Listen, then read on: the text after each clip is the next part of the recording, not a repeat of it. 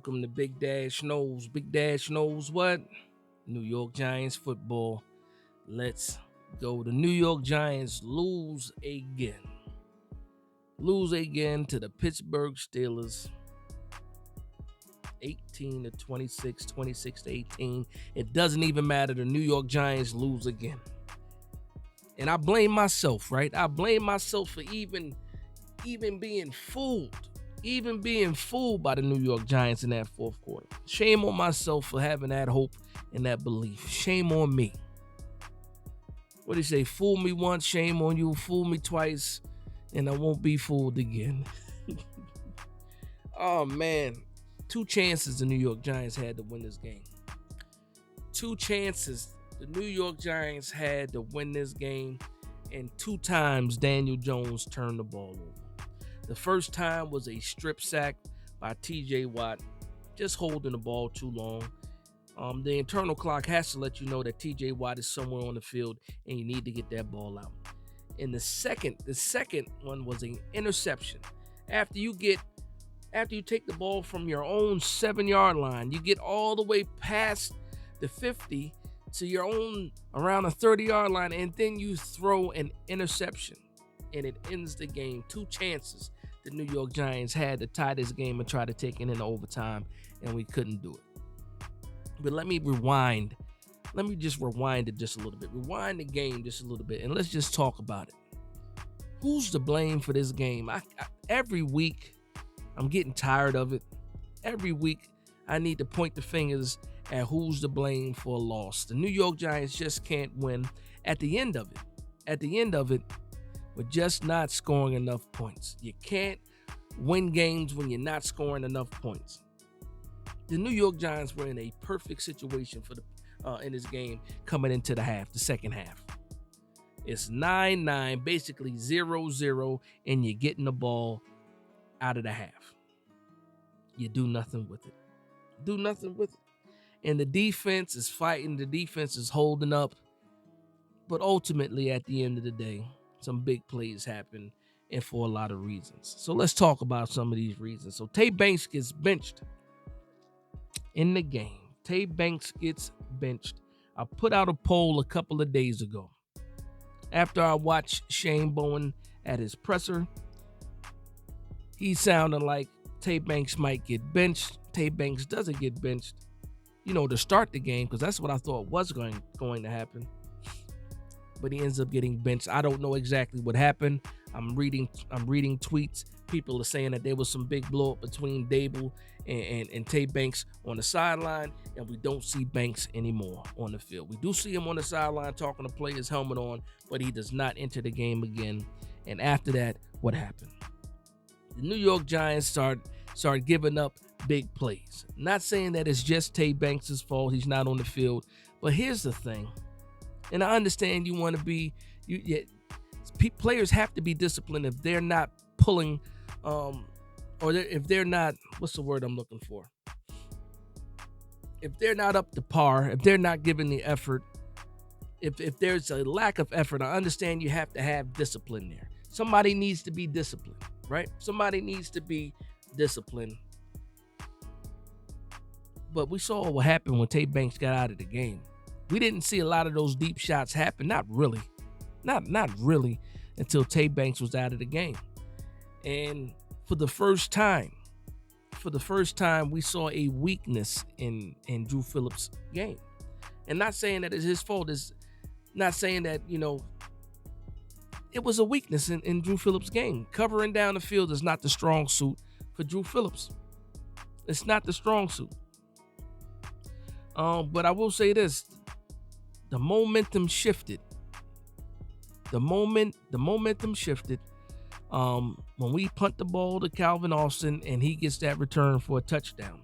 And it wasn't even just him getting the touchdown on special teams. It was what happened during the play. 99% of the NFL gets that roughing the kicker call. 99% get that roughing the kicker call. I'm seeing a clip of the Manning cast. Peyton Manning's up there with Eli, and they got LL Cool J sitting there with all his Giants gear. And they see it. They see the roughing the kicker. They see it. And they're like, okay, we saw the 2 flags. It's going to be offsetting calls. They're going to redo the down. But no, not for the New York Giants. No. They don't call the roughing the punter or kicker. And it turns into a touchdown. The only thing that should not have happened on that play was the touchdown. That should have been called back, and they should have kicked that ball over again. But no, that doesn't happen to the New York Giants. We don't get calls like that. And then speaking of calls, the penalties: illegal motion, illegal man downfield, false start, delay of game, illegal shift again, illegal motion again, false start, delay of game again, shooting ourselves in the foot. I said it a few weeks ago. We're doing the same thing every week. Penalties, penalties, penalties. And what part is that? That's discipline, that's coaching, that's execution. What's going on? And speaking of execution, when we finally do get a touchdown, Tyrone Tracy breaks a long touchdown, you have the decision to make right there. You can either get the extra point or go for 2. I understand going for 2. I understand why you think you should go for 2. All the analytics say you should go for 2. But what was that play call, Brian Daboll? What was that? You got half the offensive line lined up outside. It's clearly a wide receiver screen. Daniel Jones snaps the ball. None of the offensive linemen over there are blocking. None of them are blocking. Defenders just come free. The play was screwed from the beginning. And I'm sitting here watching my television with the Doc Rivers face. With the Doc Rivers face, like, what was that play called? WTF? What was that, Brian Daboll? Go ahead and send the tweets out, and everybody's saying the same thing. At that point in time, just kick the extra point. Because guess what? When they go back down the field and kick their field goal, the New York Giants are down 10 and not 11 if you get that extra point. And then instead of needing a touchdown and then needing 8 points just to tie the game, you can go down, get a touchdown, and then a 2-point conversion wins you the game. But that doesn't even happen. Why? Because Daniel Jones with 2 straight turnovers in the most important part of the game. Most important part of the game. New York Giants reel me back in.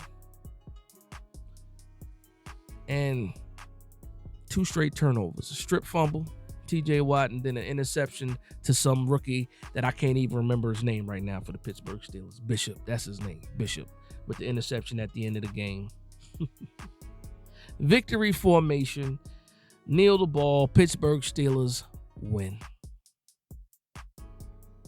The story of the season of the New York Giants this year: bad play calling, bad game management, bad quarterback play, wide receivers dropping the ball, offensive linemen being good and being bad and getting penalties, defense holding on for as long as they can hold on, defense getting the crowd into it early in the game, making plays, getting sacks, defense getting the turnover late. It's just the same story over and over again. But at the end of the day, the New York Giants are not winning games. Wash, rinse, repeat every game. The New York Giants are just not scoring enough points. The New York Giants are shooting themselves in the foot. The New York Giants are getting dominated.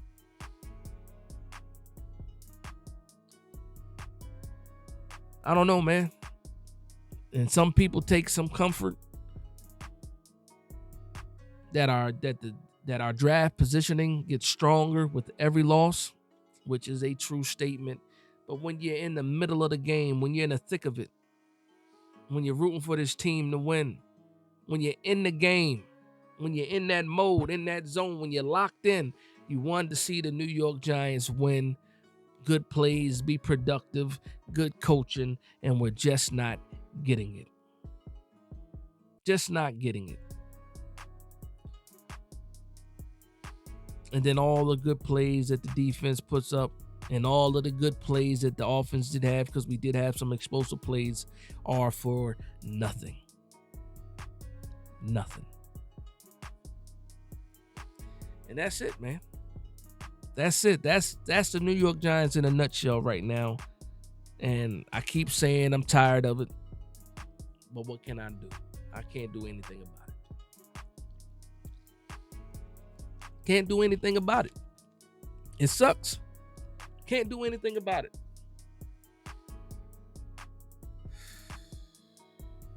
There were some good plays, man. There were some good plays there. There were some good plays. Just couldn't capitalize and couldn't turn it into touchdowns. It was a field goal fest for both teams in the first half. But at the end of the day, coming out of the half, you're getting the ball. The score is 9-9, pretty much 0-0. And another poor performance in the second half of the New York Giants. At one point in time, I saw a graphic, not even a graphic. The announcers said this is 17 straight drives where the New York Giants have not scored a touchdown. 17 straight drives, but that wasn't the end of it, though. We got all the way up to 23 straight drives. So after they made that announcement on 17 drives without a touchdown, there were 6 more drives with no touchdowns. We got a touchdown on the 24th drive. Pathetic. So how can you even say that somebody or anybody is safe right now when the New York Giants just keep on losing? Just keep on losing. I don't understand. We'll see what happens.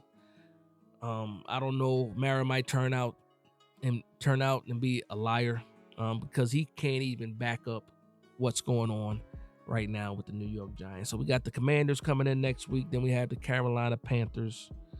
Would love to win both of those games. We need to win at least one of those games. But what are we most likely going to do? That's my question for you. Let me know in the comment section down below.